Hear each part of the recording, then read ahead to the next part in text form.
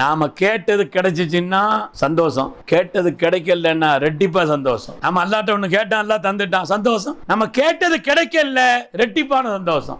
ஏன்னா முதலாவது என் விருப்பம், இரண்டாவது என் ரப்பின் விருப்பம். முதலாவது உள்ளது என் விருப்பம், நான் கேட்டேன் தந்துட்டான். ஆனால் நான் கேட்டது தரல, ரெட்டிப்பான சந்தோஷம். என்னது? என் ரப்பின் விருப்பம். சுப்ஹானல்லாஹ், எவ்வளவு உயர்ந்த வார்த்தை.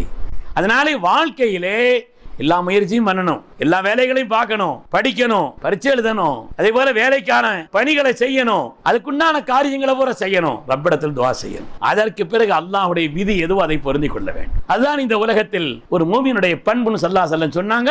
நஷ்குரு அலர் ரஹா வ நஸ்பிரு அலல் பலா வ நர்தா பில் கதா. அல்லாஹ் தந்த நியாமத்துக்கு நன்றி செலுத்துவோம், சோதனைகளில் பொறுத்துக் கொள்வோம். அதேபோல் அல்லாஹ்வுடைய விதியை நாங்கள் ஏற்றுக்கொள்வோம், பொருந்திக் கொள்வோம். அல்லாஹ்வுடைய விதியோ அதை பொருந்திக் கொள்ளக்கூடிய தன்மை